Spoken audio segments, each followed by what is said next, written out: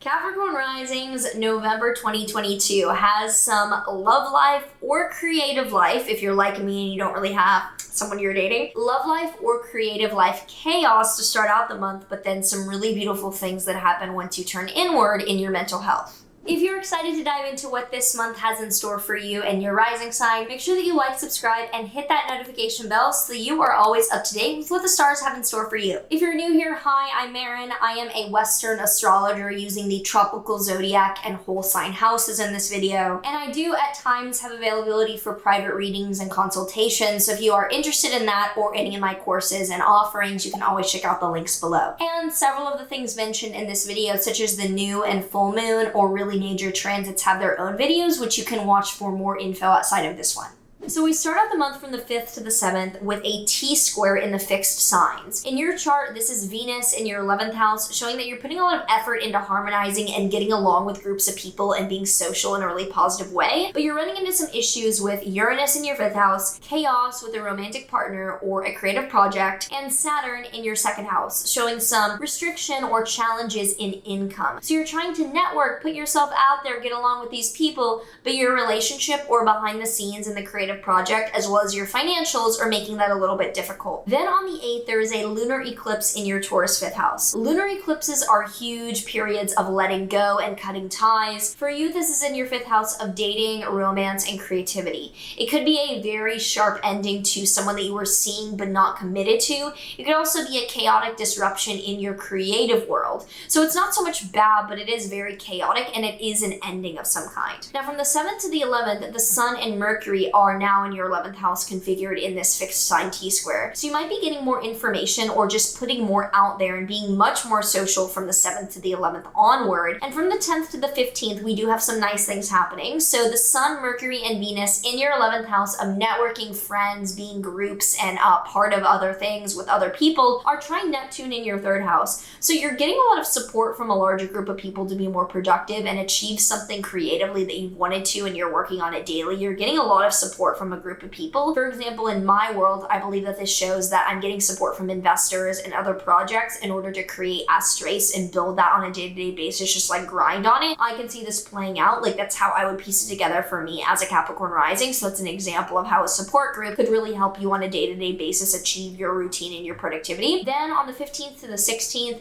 these planets are trying Jupiter in your 3rd house, growth of content, growth of speaking, growth of writing, growth of productivity, like go, go, go. I know when Jupiter was in Pisces for TikTok, like for me, it was like the period of such growth for me where I just had so much content, I could not stop putting shit out. And also I was growing a ton. So that's an example of Jupiter in the 3rd, really like growth of day-to-day content and writing. Then on the 16th, Mercury and Venus are entering your Sagittarius 12th house. 12th house is behind the scenes, introverted, mental health, a spiritual energy. So it does turn inward.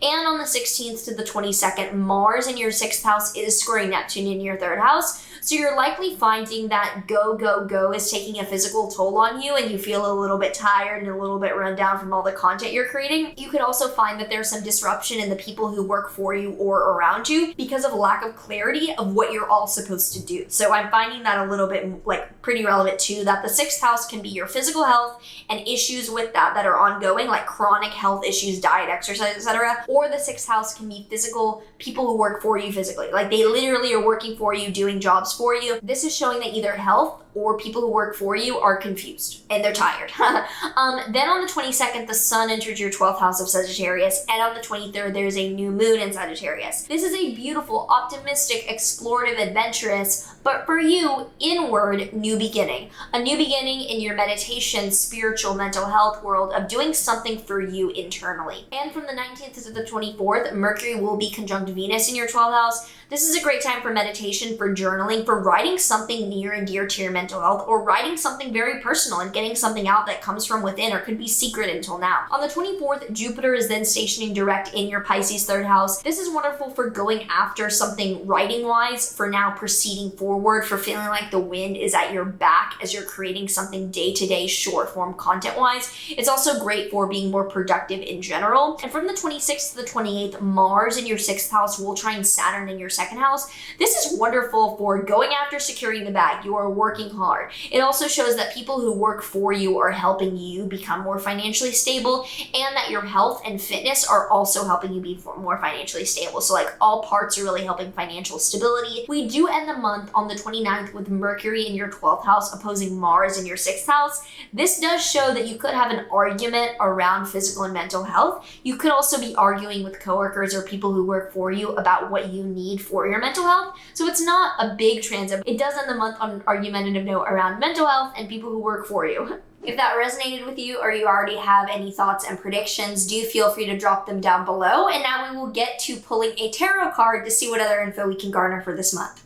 The tarot card that we have for Capricorn Risings is the Nine of Swords reversed. So the Nine of Swords upright shows aggressive thoughts. It shows being cruel to yourself internally or having nightmares. Inverted is like, you don't need to worry about this. You do not need to beat yourself up. It is not going to be as bad as you think. So I think that this is around maybe the ending of the relationship or the departure from a creative project, being like, it's not going to be that bad. So you feel really nice when you go internally afterwards. That's a wrap for this November. We only have one more rising sign video left before the end of the year, which is quite strange because I remember filming the 2019 rising sign videos back when I had literally 20 subscribers, maybe not even that, maybe just 20 viewers, maybe 2 subscribers. We've come a long way. Anyway, I'm wishing you all an amazing end to the year. Let me know down below any thoughts, any reactions, or any predictions that you have yourself, and I look forward to seeing you next month. Oh, but there is one thing you're all